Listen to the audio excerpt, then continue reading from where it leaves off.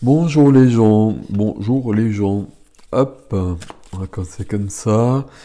Tirage de janvier 2022. Donc signe solaire, vous regardez aussi votre ascendant, votre signe lunaire si vous voulez compléter, votre Vénus pour le sentimental si vous le connaissez. Et nous sommes avec les poissons et les poissonnes. Hop, voilà, voilà, voilà. Alors on y va. Il y a une carte qui se retourne, c'est du 9 de bâton. Il y a de la menace dans l'air, on se sent pas très bien, on est un peu fatigué, on cherche à se protéger. Ok, on va voir si ça revient ou pas dans notre tirage. Alors, l'empereur il est très présent au mois de janvier. L'empereur, c'est l'empereur, hein, pardon, oui, ok. L'empereur c'est la structure, c'est la base, c'est du carré, c'est du 4. Euh, c'est solide, c'est on construit les choses, on s'impose, on s'affirme, c'est du masculin sacré, du masculin c'est une majeure. Ça peut être trop rigide, ça peut être trop têtu comme tout ce qui est dans le 4. Bon, on va voir tout ça. Waouh! J'ai un signe qui avait la même carte au centre, mais évidemment je ne sais plus lequel. C'est surprenant. Alors ok, vous êtes entouré par deux 5. Donc les 5, vous le savez, enfin vous le savez, je le dis souvent en tout cas, et la reine de coupe qui arrive souvent aussi. Le 5, c'est un défi dans le tarot. C'est un défi, c'est un challenge, une épreuve, un chaos pour passer à autre chose. Ok. Ok. Alors, qu'est-ce qu'on a ici? On a une majeure ici et une majeure ici. Denier, bâton, épée, coupe. On a un peu de tout. Et puis, on va essayer de lire tout ça. Je cherche où ça se retrouve, la carte centrale. Bon, on va voir. Peut-être ici. Alors, la grande prêtresse. Votre carte principale, la carte centrale en tout cas, c'est la grande prêtresse. La grande prêtresse, c'est l'intuition. Moi, j'aime bien dire que c'est la médiumnité. La médiumnité, c'est présent chez tout le monde. C'est le canal, c'est la reliance. La grande prêtresse, il y a un côté mystérieux, il y a un côté secret aussi. La grande prêtresse, elle connaît beaucoup de secrets. Comment elle est représentée ici? C'est elle qui garde l'entrée du temple, c'est elle qui a un codex ou un livre sur ses genoux en général avec les connaissances à l'intérieur. Quand la grande prêtresse est au centre comme ça, il faut vraiment écouter son intuition, sa petite voix, son cœur, peu importe le terme, mais vraiment, il faut vraiment l'écouter là. Bon, la carte qui vient vous aider ici, c'est du 5 de bâton. Le 5 de bâton, c'est une carte de rivalité, comme vous pouvez le voir sur cette carte. Les bâtons, c'est du feu, c'est de la vie, c'est de l'élan de vie, c'est de la passion. Le 5 de bâton, c'est de la rivalité. Euh, il peut y avoir ça avec d'autres personnes. 5 de bâton, pour moi, c'est souvent plus intérieur qu'extérieur. Souvent, c'est vraiment le fait que à l'intérieur, on soit vraiment bousculé, mais bousculé pour passer à autre chose, justement. Et peut-être qu'on peut être bousculé parce qu'il y a des choses qui se sont ouvertes dans notre vie. Parce qu'il y a des choses que l'on perçoit maintenant qu'on ne percevait pas auparavant. Et que ça remet en cause un peu toute notre vie. Parce que quand c'est le cas, ben, ça remet un peu toute notre vie en cause. Mais c'est pour du positif. Le 5 de bâton, pour moi, c'est du tumulte. Le 5 de bâton, ici, vous n'oubliez pas que c'est la carte qui vous aide. Donc même si ça bouscule, c'est vraiment pour aller ailleurs, pour se dépasser. C'est plutôt pas mal. Ici, ce qui vous freine, ce qui vous bloque, ou ce qui est peut-être freiné, ce qui peut être bloqué pour un temps en tout cas, c'est aussi du 5, mais c'est le 5 de denier. 5 de denier, c'est le manque. Le manque, ça peut même être le manque financier parce qu'on est dans la matière. Donc ça peut être ça. Euh, le 5 de denier, et on le voit ici sur cette image, c'est aussi le rejet, la blessure de rejet. Donc il peut y avoir une notion comme ça, peut-être une blessure de rejet parce que vous avez changé et que ça passe pas partout. Le tumulte, on le retrouve ici aussi, ok. Dans votre vie sentimentale, familiale, émotionnelle, on a le valet d'épée. On a le valet d'épée. Le valet d'épée, on l'a eu plusieurs fois aussi au mois de janvier. Le valet d'épée, c'est une énergie qui... Alors, on est dans le sentimental hein, ici. Euh, Ça pourrait vouloir nous dire qu'on a envie d'apprendre d'autres choses, d'aller plus loin. Mais dans le sentimental, le valet d'épée, euh, c'est qu'il y a besoin de clarté. Et s'il y a besoin de clarté, c'est peut-être parce qu'il y a des mensonges, des choses qui ne sont pas dites, des choses qui sont cachées. Et il y a peut-être quelque chose de cet ordre-là qui répond directement au 5 ici, et puis que la grande prêtresse vous a un peu soufflé à l'oreille. Donc peut-être que c'est pas clair pour l'instant, mais vous percevez qu'il y a quelque chose qui va pas. Que ce soit, alors par contre, c'est dans le domaine du cœur. Donc sentimental, peut-être sur un couple, ou familial. Il y a des choses qui ne sont pas si claires que ça. La reine de coupe est dans le domaine de la matière. Donc il y a comme un échange ici, mais peu importe. La reine de coupe qui est dans le domaine de la matière, euh, activité, profession, argent, etc. La reine de coupe, c'est beaucoup de sensibilité, c'est beaucoup d'émotionnel. Euh, J'allais dire c'est beaucoup de fragilité. Non, c'est pas de la fragilité parce que c'est une reine, mais c'est beaucoup d'émotionnel. On peut être débordé par cet émotionnel. C'est beaucoup d'empathie, c'est beaucoup de générosité, c'est beaucoup d'amour tout simplement. C'est pas forcément la bonne place ici. Je me demande ici justement s'il n'y a pas cette notion-là où on est... C'est pour ça que le mot fragile est venu, mais c'est pas juste de dire le mot fragile avec la reine de coupe. Mais pour autant, euh, on est peut-être trop dans l'émotionnel ici, on est peut-être trop bousculé, alors qu'on voit qu'on est déjà bousculé ici. Alors peut-être qu'on est bousculé ici et que ça vient de là, mais je suis pas sûr. J'ai l'impression que ça c'est autre chose dans notre vie et que du coup ça en rajoute une couche à ce niveau-là et que peut-être par exemple au niveau de la profession, dès qu'il se passe quelque chose, on va être, je trouve pas le mot, on va réagir. On est avec les poissons. Ok. Bon, on va voir. On va continuer surtout. Je regarde un petit peu le défi là. Ok.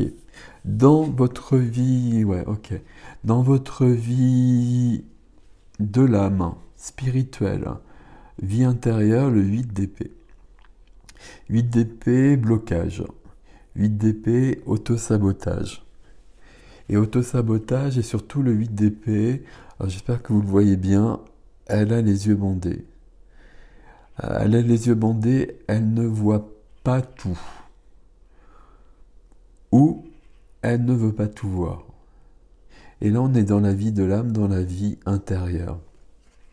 J'ai l'impression qu'ici, il y a des choses qui se sont mises en place sur des domaines spirituels, je vais le dire carrément, et que c'est perturbant, et qu'on n'arrive pas trop à gérer la situation pour l'instant.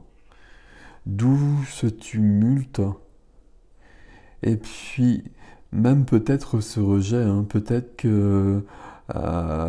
qu'on a parlé de certains sujets délicats, je sais pas comment dire, certains sujets particuliers à certaines personnes ou à une personne, et qu'il y a eu un rejet qui a été très bousculant. Il peut y avoir cette notion-là chez vous ici. Ça peut être le cas d'être beaucoup plus intuitif, intuitive, et puis que ça se mette en place assez rapidement. Ce qui est pas très étonnant parce que ce sont vraiment les énergies actuelles. Tout le monde est en train d'un peu se réveiller, en tout cas les gens qui sont en chemin, ce qu'on appelle les dons, qui ne sont pas des dons pour moi, mais qui sont des aptitudes naturelles, se réveillent chez la plupart des gens qui sont en chemin, en tout cas, qui sont éveillés. Et au départ, ça peut être quand même perturbant. Mais ici, c'est quand même un gros avantage, même si en général ça ne nous sert pas pour nous, mais ça nous sert pour percevoir la situation et pour mieux percevoir les gens et percevoir un peu tout en fait. Donc il ne faut pas qu'il y ait un auto-sabotage là-dessus. Et il ne faut pas refermer les choses, justement, refermer le canal notamment. Il peut y avoir vraiment cette interprétation ici qui fait qu'on est un peu sensible un peu dans tous les domaines, donc peut-être dans ce domaine-là, et que dans le domaine familial ou sentimental, on perçoit, et puis on le percevait probablement depuis longtemps, qu'il y a quelque chose qui n'est pas très net, voire plus. Quelque chose qui n'est pas dit, quelque chose qui est caché. Si on regarde les 3 cartes que j'ai prises pour le défi, la première carte c'est une majeure et c'est la justice. Alors quand la justice est là, on va parler avant tout d'équilibre. Et l'équilibre, on l'a vu justement, il n'est plus trop là, notamment entre ces 2-5, etc. Il n'y a plus d'équilibre parce qu'on est en évolution. Parce qu'il y a quelque chose, à mon avis, qui s'est ouvert chez vous. Et j'allais dire, ça vous plaît pas trop. Je ne sais pas si ça vous plaît pas trop, mais ça vous perturbe beaucoup, visiblement en tout cas. C'est dommage parce que c'est plutôt bien. Ok. Et puis, alors, justice, je suis passé un peu rapidement sur la justice. La justice, c'est l'équilibre, mais c'est la justice humaine, la justice divine aussi, quand même, on va le dire. Et notamment la justice humaine, alors que dans votre vie sentimentale, il y a peut-être quelque chose qui n'est pas clair. Donc, il y a peut-être aller plus loin, on va voir sur l'extension les cartes qui s'ajoutent ici, mais il y a peut-être quelque chose ici qui n'est pas si simple que ça. La carte qui vient, elle nous en parle un petit peu aussi, je ne vous le cache pas. Le 2 d'épée, vous avez dans votre jeu le 2 d'épée et le 8 d'épée. Ok. Le 2 d'épée, hop, on va essayer d'éviter les reflets. Le 2 d'épée, on est pris entre 2 épées. 2 épées, ça peut être 2 idées, 2 situations, 2 personnes. Et vous le voyez ici, elle essaie de se protéger avec les 2 épées. Dans le tarot, dès qu'on essaye de se protéger, c'est pas une bonne solution. Il faut affronter la situation. Peut-être qu'ici, ce 2 d'épée, ça peut être notamment cette grande prêtresse et son canal, son intuition, qui vous perturbe de trop. Et donc, vous essayez de vous protéger de ça. Et vous êtes en train de... Et si on formulait les deux épées, bah, il y aurait une vie rationnelle, entre guillemets, et puis une vie plus différente, entre guillemets aussi. Parce que pour moi, tout ça, c'est tout à fait normal. Mais peut-être que si ça vient de se mettre vraiment très en place, peut-être que ça peut être ça. Ok. Besoin d'équilibre en tout cas. Ici, on va retrouver le bandeau sur les yeux qu'on a sur le 8 d'épée. Là aussi, ouais. Euh, Il y a des réponses à trouver. On voit pas tout. Peut-être qu'on ne veut pas tout voir. Et puis les réponses, elles sont plutôt à l'intérieur. Donc le bandeau, parfois, il est bienvenu aussi, parce que les réponses, elles ne viendront pas d'ailleurs. Mais à un moment donné, il va falloir quand même enlever le bandeau pour regarder la situation en face. Et puis on a commencé avec l'équilibre. Et la dernière des cartes sur le défi, le 9 de denier. Le 9 de denier nous dit que dans la matière, dans la matière, on a tout ce que l'on veut.